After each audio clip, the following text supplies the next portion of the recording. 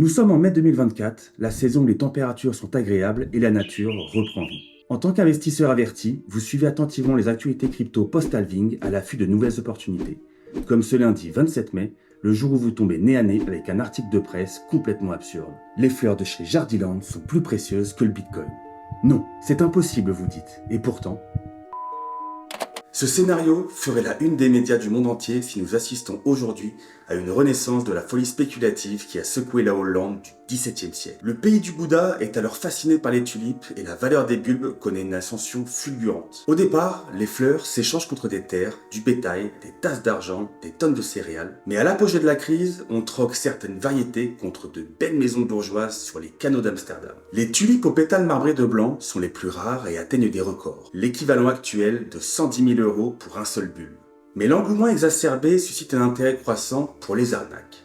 Livraison de fleurs qui n'arriveront jamais à destination, propagation de fausses rumeurs qui font grimper artificiellement la demande et le prix des tulipes, vente de bulbes de qualité inférieure ou même de bulbes malades, présentés comme s'ils étaient des variétés rares et précieuses. De nos jours, les crypto-monnaies offrent des opportunités de gains similaires. Mais lorsque les promesses de richesse abondent, les prédateurs guettent. All they're trying to do is get as much money from you. They'll squeeze every penny out, and they'll do it with fear tactics, you know? They'll do it with these timelines. I called suicide hotline because I just felt so alone. A woman picked up, and it was like the first time I could just start crying to someone. She told me, like, you were a victim. You were manipulated, taken advantage of. This was not your fault. It was the first time I heard it's not your fault. Face aux arnaques, les États introduisent des mesures pour protéger les investisseurs et prévenir les fonds. Mais 400 ans après l'épisode des tulipes, les arnaques persistent, tout comme les victimes. Ponzi, phishing, sites web frauduleux, applis bidons, les cryptos ne sont pas les causes de la fraude, mais simplement leur véhicule. Donc, si les arnaques se ressemblent d'une année à l'autre, alors pourquoi les individus floués reproduisent-ils à l'infini les mêmes erreurs ? L'écosystème des crypto-monnaies s'est profondément transformé. Aujourd'hui, tout le monde peut émettre sa propre monnaie numérique. Salut, c'est Ben et dans cette vidéo, nous allons créer une crypto-monnaie en même pas 2 minutes et en ne créant même pas de smart contract. C'est parti. Bien que le secteur ne soit pas complètement adopté, il est loin d'être nouveau. En 2013, il y a autant de cryptos que de joueurs sur un terrain de foot, mais 10 ans après, on en dénombre plus de 23 000. L'évolution a rendu les cryptos plus accessibles, mais c'est également devenu un terrain de jeu plus fertile pour les escroqueries. Faux sites web, ICO et airdrop frauduleux, falsification de volume NFT, adresses piégées, crypto fallacieuses, hameçonnage. Les escrocs font preuve d'une créativité sans limite pour s'approprier l'argent de leurs victimes qui, malheureusement, négligent les fondamentaux de l'investissement crypto. Se familiariser avec le projet, comprendre la technologie sous-jacente et être en mesure de sécuriser ses fonds. Donc, lorsqu'un individu néglige délibérément son éducation avant de s'engager dans un investissement, on peut se demander, est-ce l'arnaqueur ou celui qui a négligé ses devoirs qui doit être tenu pour responsable ? Même si nous reconnaissons que sans les pigeons, il y aurait moins d'arnaques, la réponse à la question n'est pas aussi simple qu'elle n'y paraît. La paresse intellectuelle a toujours été un environnement favorable aux arnaques, parce que l'ignorance engendre la prise de décision imprudente. L'automédication et la consommation excessive de paracétamol en est la parfaite illustration. Cette molécule en vente libre et présente dans le Doliprane est nocive pour le foie. Malgré ça, c'est la substance la plus vendue en France. Les Français en consomment pour la moindre inconfort, parfois au-delà des doses recommandées, ce qui en fait la principale cause de greffe hépatique dans le pays. Selon une étude de l'Observatoire français des médicaments antalgiques, seul un Français sur 2 est conscient du risque de toxicité hépatique lié à un surdosage de paracétamol. Plus préoccupant encore, 10% estiment qu'il n'y a aucun danger à dépasser la dose quotidienne recommandée. Donc, si seule la moitié des Français se responsabilisent quand l'enjeu est vital, quelle est la proportion de ceux qui s'instruisent avant d'aborder un investissement non létal ? S'instruire avant d'agir sur un terrain qui nous est inconnu, ne serait-ce pas tout simplement une question de bon sens ? Le philosophe René Descartes propose des réflexions intéressantes sur le sujet dans son célèbre ouvrage Le discours de la méthode, popularisé notamment par son expression mondialement connue « je pense donc je suis ». Il met en avant l'idée que le bon sens est une faculté universellement présente chez les êtres humains. Et contrairement à d'autres biens ou qualités, les individus ne cherchent généralement pas à en obtenir davantage que ce qu'ils possèdent déjà. C'est une manière de dire que chaque personne estime avoir suffisamment de capacité à raisonner et à juger, quelle que soit sa position ou son statut dans la société. Mais Descartes ajoute que, même si le bon sens est propre et égal en chacun de nous, rien ne garantit qu'il en sera fait bon usage. En effet, l'expression du bon sens n'est pas le même pour tous. Prendre 2 comprimés de Doliprane en trop peut sembler une décision sensée pour quelqu'un souffrant d'une rage de dents, mais une personne consciente des effets du surdosage de paracétamol pourrait qualifier cela d'une action complètement déraisonnable. L'expression du bon sens peut même revêtir différentes formes. Dans le cas de l'investisseur débutant qui invoque la paresse intellectuelle en faisant l'économie du savoir et de l'effort qu'exige la recherche et la réflexion, le bon sens fait alors le choix du repos de l'esprit. Dans le cas d'un investisseur en proie à de la lâcheté cognitive, c'est-à-dire du refus d'obstacles sur les croyances populaires, alors le bon sens détourne la curiosité intellectuelle ainsi que la raison critique. J'aimerais d'ailleurs que M. Macron nous dise ce qu'il en pense. Je suis d'accord avec vous sur ce dernier point. Ah, vous êtes toujours d'accord avec tout le monde? Non, ça n'est pas vrai. Par exemple, si tout le monde se vaccine pour avoir la paix et reprendre une vie pseudo-normale, alors moi aussi, je vais prendre ma dose, même si j'ai des doutes quant à son impact sur ma santé. Si tout le monde investit dans le Bitcoin, alors moi aussi, même si je manque de connaissances et que j'ai des inquiétudes quant à la sécurité de mes économies. Ainsi, le bon sens qui nous guide varie d'un pays à l'autre. Alors je répète, sommes-nous victimes inconscientes ou pleinement responsables des attaques subies? Prenez le biais cognitif de Dunning-Kruger. Il dit que les personnes les moins compétentes dans un domaine ont tendance à surestimer leurs compétences parce qu'elles sont incapables d'évaluer leurs réelles aptitudes. Je suis persuadé que vous aussi, ça vous rappelle un collègue de travail. Et cette difficulté peut amener des investisseurs inexpérimentés à croire qu'ils sont plus capables de détecter les arnaques qu'ils ne le sont réellement. Tout comme nous pensons être capables de diagnostiquer une maladie et de nous soigner en utilisant Internet, alors qu'un médecin a bénéficié de 10 années d'études spécialisées pour y arriver. Alors, qui est responsable du trou dans le portefeuille? L'arnaqueur ou la victime? Dites-le moi en commentaire. Les escrocs savent tirer profit de la psychologie humaine pour arriver à leur fin. Et leur premier levier est de nature indirecte, c'est la paresse, un des 7 péchés capitaux. Même si certains considèrent la paresse comme le moins grave de tous, je doute que votre compte en banque partage le même avis. Comme le dit Benjamin Franklin, la paresse va si lentement que la pauvreté l'atteint bientôt. À l'ère du capitalisme, la paresse est bel et bien un péché d'ampleur capitale. Fernand, un psychologue canadien à la retraite, avait pour ambition de faire fortune en investissant dans les crypto-monnaies. L'argent de ma retraite, là, je l'ai tout perdu. Alors, je peux vous dire, là, je suis pas trop fier de ça, c'était tout près d'1 million.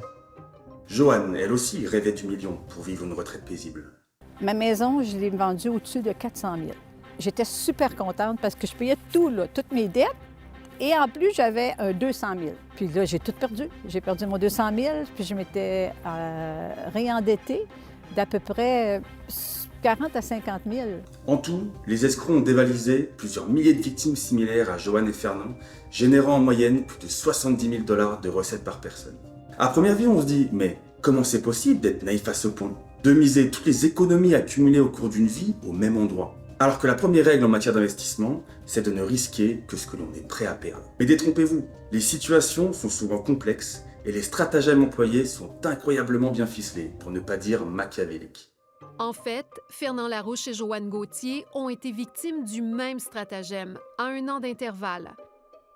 D'abord leurrés par une publicité sur Facebook, ils ont ensuite reçu un appel d'un faux conseiller à l'emploi d'une compagnie aux allures légitimes qui leur a fait miroiter des rendements inespérés.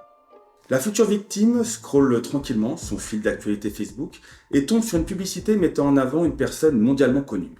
Dans le cas de Fernand, c'est Elon Musk, la figure d'autorité, qui fait la promotion d'un investissement en crypto-monnaie particulièrement attrayant. Mais pour d'autres, l'approche est bien plus subtile. Comme cette pub mettant en scène le Premier ministre ontarien, Doug Ford, qui se tient derrière un pupitre devant une succursale de la Banque Royale. D'excellentes nouvelles sont arrivées ce matin lorsque Doug a fait une annonce approuvant le nouveau programme. Tous les Canadiens sont autorisés à participer. Le nouveau programme fait référence à l'ancien programme d'aide offert par le gouvernement canadien pour pallier les effets de la pandémie appelé PCU. Tout a l'air réel et très récent.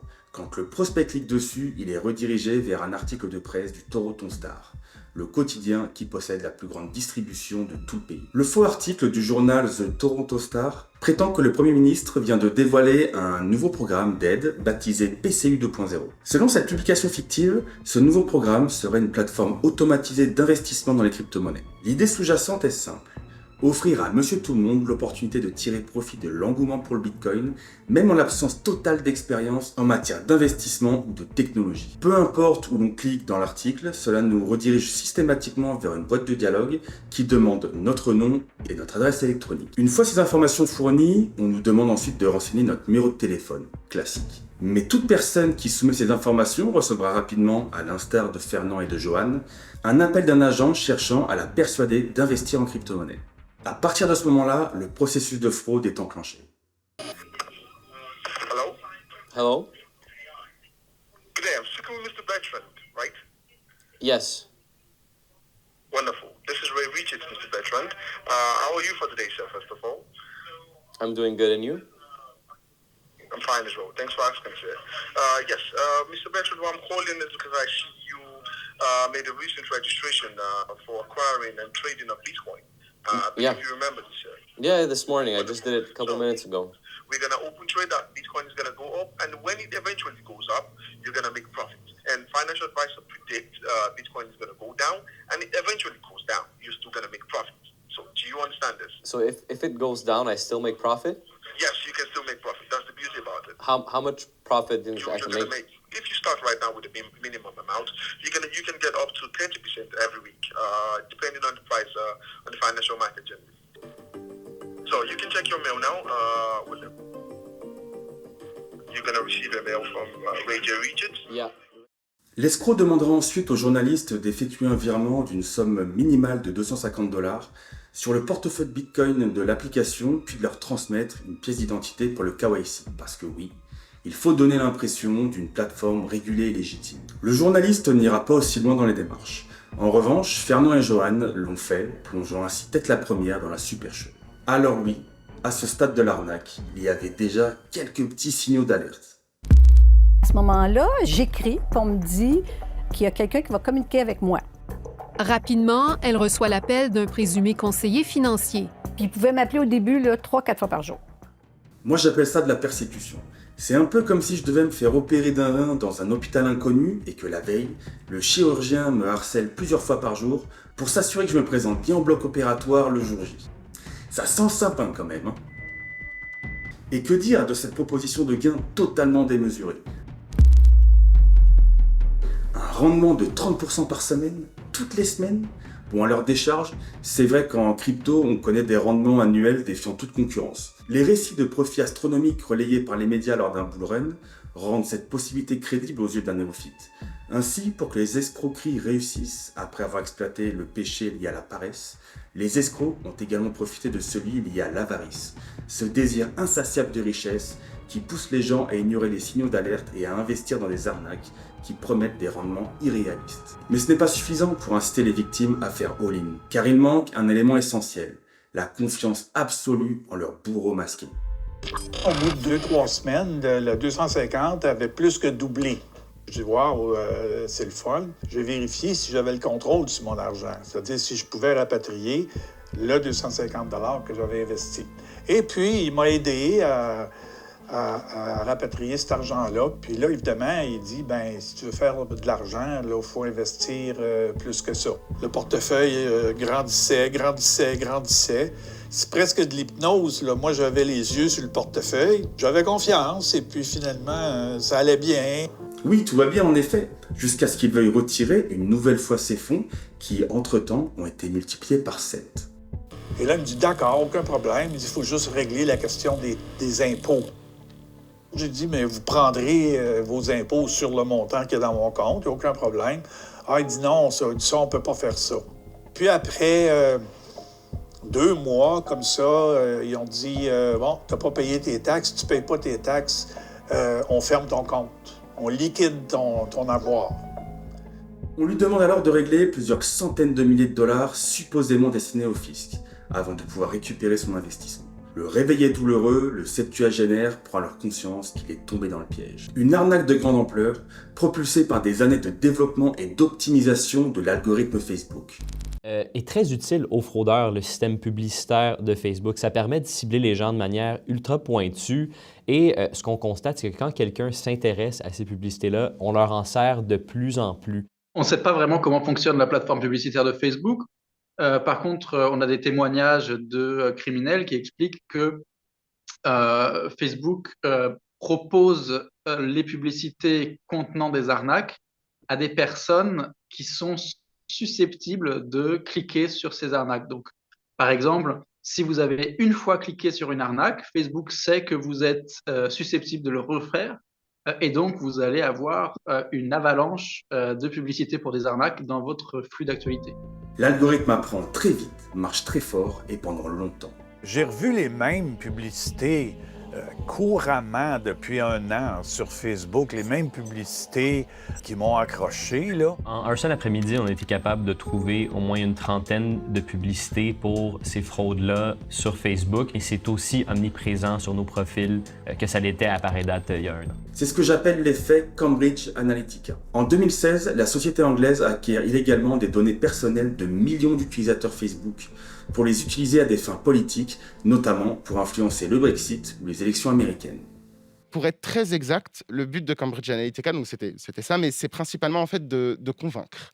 C'est-à-dire qu'avec les études qu'ils ont réalisées, on a vu qu'il fallait moins de 6 mois, avec 4 heures d'exposition quotidienne sur les réseaux sociaux, pour potentiellement faire changer de bord politique un individu ou convaincre quelqu'un qui n'était pas encore décidé. Les gens sont coincés dans un entonnoir numérique. Ils sont constamment bombardés par les mêmes publicités, à tel point qu'après avoir vu 4, 5, voire 10 publicités du même type, ils commencent à se poser des questions. Si autant de gens profitent de cette offre incroyable, pourquoi pas moi ?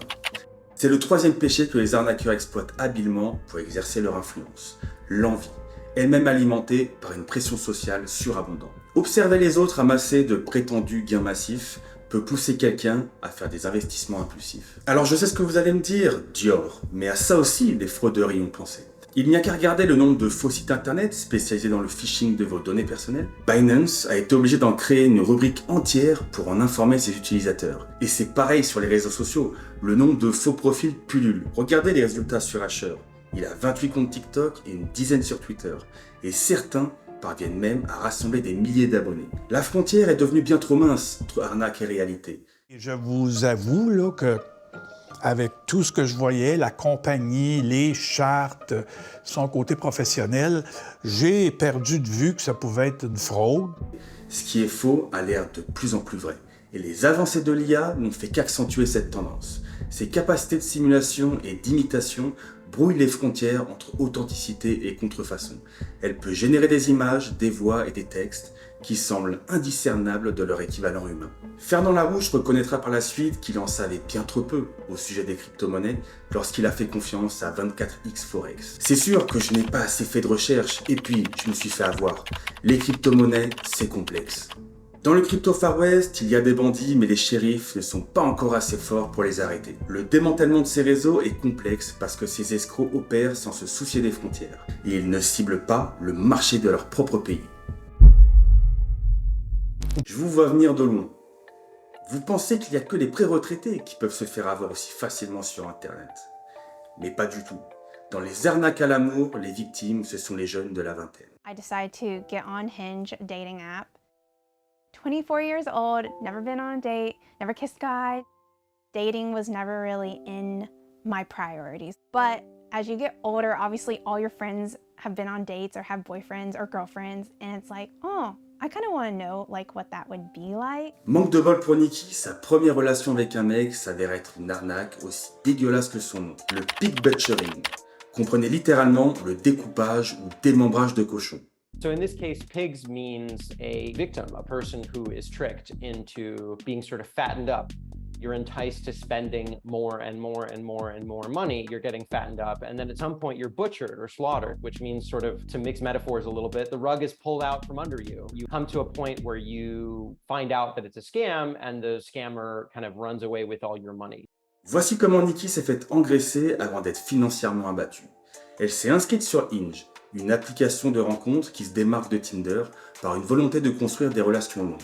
Son slogan est d'ailleurs brillant, l'application qui est faite pour être supprimée. Et pour tenir sa promesse, l'application s'appuie sur la science, plus particulièrement sur un algorithme inspiré du théorème de Gay-Shapley, qui détermine la compatibilité des partenaires. Chaque homme fait des propositions en commençant par la femme qu'il aime le plus.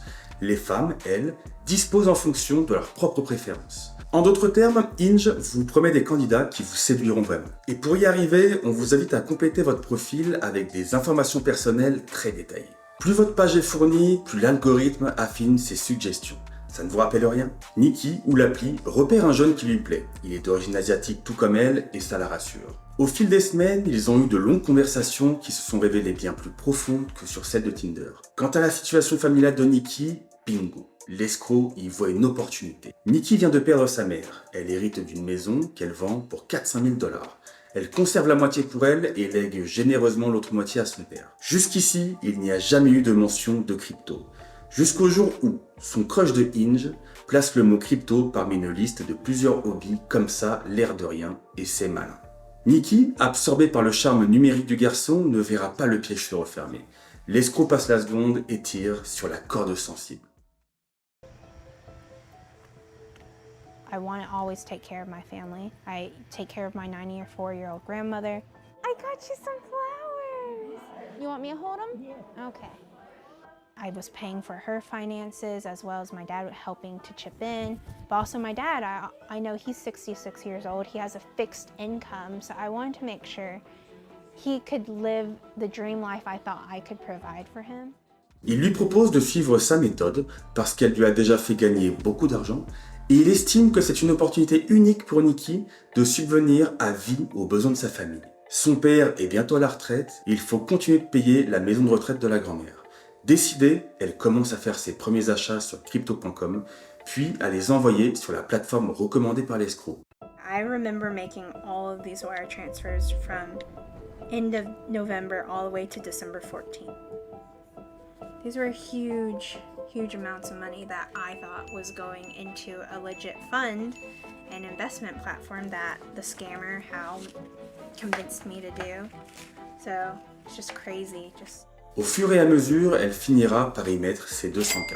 Puis quelques semaines après, c'est son père qui mettra les siens. Au total, les 400 000 $ se transforment en 1,2 pseudo-million de $. Nikki décide alors de retirer les bénéfices et vous connaissez déjà la suite. December 19th is when I finally decided to withdraw, and that's where I got this weird message from the customer service.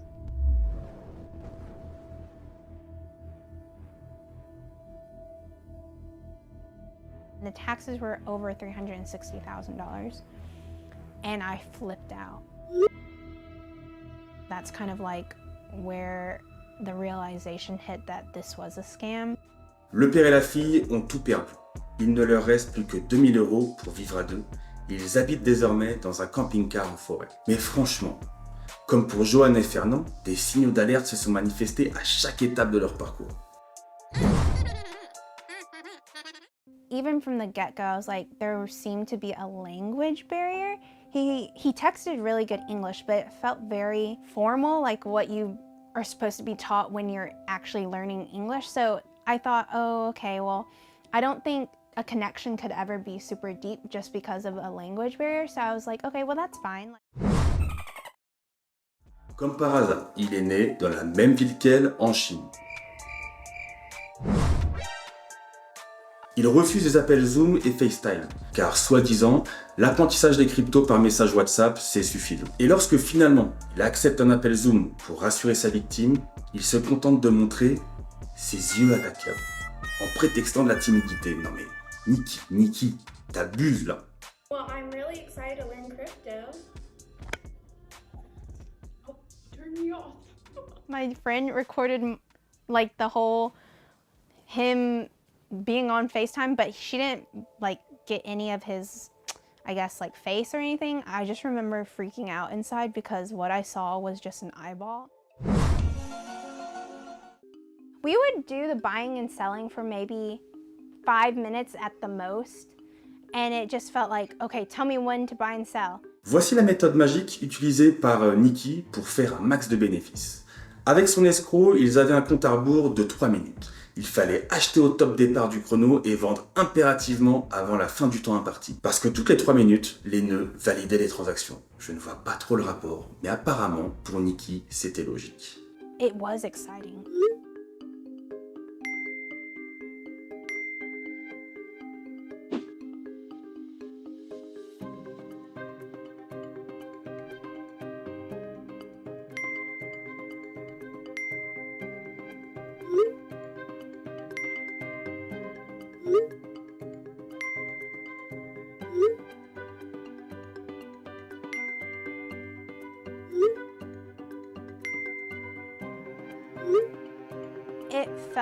It did feel like an adrenaline. It felt like, wow, this is how people do it in like crypto.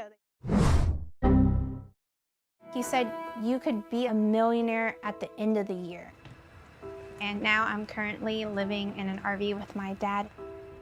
Donc, si vous observez 1, 2, 3, voire 4 signaux d'alerte lors de vos investissements, il serait judicieux de ne pas persévérer davantage. Parce que les escrocs sont rodés depuis des années maintenant. Nos deux papiers et mamies se sont fait avoir par des arnaques qui existent depuis 2010 en Israël. Le pays abritait à l'époque une dizaine de centres d'appel dédiés à la fraude. Maintenant, ils sont une centaine dans le monde, principalement localisés en Europe de l'Est. Le crime est passé de la rue au clavier. Et le succès des crypto-précurseurs a attiré les meilleurs esprits comme les pires. La numérisation de la société, que la crise sanitaire n'a fait qu'accélérer, ouvre un nouveau champ pour les personnes mal intentionnées. Des plateformes multifonctions permettent à n'importe qui de créer son petit empire de l'arnaque. Il y a carrément des compagnies qui se placent comme des plateformes comme Facebook, comme Twitter, mais des plateformes de fraude qui offrent à des fraudeurs, des centres d'appel frauduleux, une plateforme clé en main. Ils offrent même des scripts pour les agents de centre d'appel pour savoir comment le mieux frauder les gens. Ils offrent des services pour savoir comment blanchir l'argent. Ils aident à mettre sur pied les sites web. Et puis ces sites web-là d'investissement frauduleux, comme mentionnait Nicolas, il y en a des milliers sur le web. Les équipes bénéficient de scripts de vente avancés, comme on peut le voir dans le milieu commercial, pour affûter les forces de vente. La journaliste Avery Haynes s'est alors rendue à Tel Aviv, en Israël, dans un local ayant abrité un centre d'appel frauduleux. L'endroit était désert, à l'exception de quelques documents laissés sur place. This is their procedures for work, the step-by-step, blow-by-blow way of getting people to part with their money. Le manuel fournissait des réponses pour toutes les questions possibles. Par exemple, le client dit qu'il doit d'abord en parler à sa femme. Alors le manuel suggère au conseiller de répondre « Je peux aussi parler à votre femme, ne vous inquiétez pas, elle ne vous reprochera pas de prendre de bonnes décisions d'affaires. » Plus loin, dans le manuel, voici une réponse pour un client méfiant. « Si nous étions des fraudeurs, nous ne ferions pas affaire avec Visa et Mastercard. » Bien sûr, il revient à chacun de nous de scruter attentivement nos sources et de saisir la nature de nos investissements, mais en réalité, il y a une limite à la vérification. Parce qu'il y a forcément un moment où l'on doit faire confiance. Par exemple, est-on sûr que l'on ne fait confiance à personne d'autre qu'à soi-même lorsqu'on utilise le Bitcoin ? C'est le sujet traité par Pierre Schweitzer lors du Surfing Bitcoin 2023 à Biarritz. Combien d'entre nous ont réellement audité le Bitcoin ? Donc nous faisons confiance au code ou alors à ceux qui l'ont vérifié à notre place. Mais ce n'est pas tout, car il faut également avoir confiance en les plateformes d'échange pour convertir nos crypto-monnaies en monnaie fiat, en nos wallets développés par des individus dont nous ignorons tout, et même en l'exactitude du prix du marché affiché sur CoinMarketCap en espérant qu'il ne soit pas manipulé. Chaque jour, vous accordez votre confiance les yeux fermés aux applications que vous téléchargez, aux conditions d'utilisation que vous acceptez sans même les lire, de même que vous traversez une via ferrata en faisant confiance aux moniteurs, aux cordes et aux équipements qui vous séparent d'une chute mortelle. Donc, aussi longtemps que nos investissements reposeront sur la confiance envers autrui, les escrocs continueront à en tirer profit.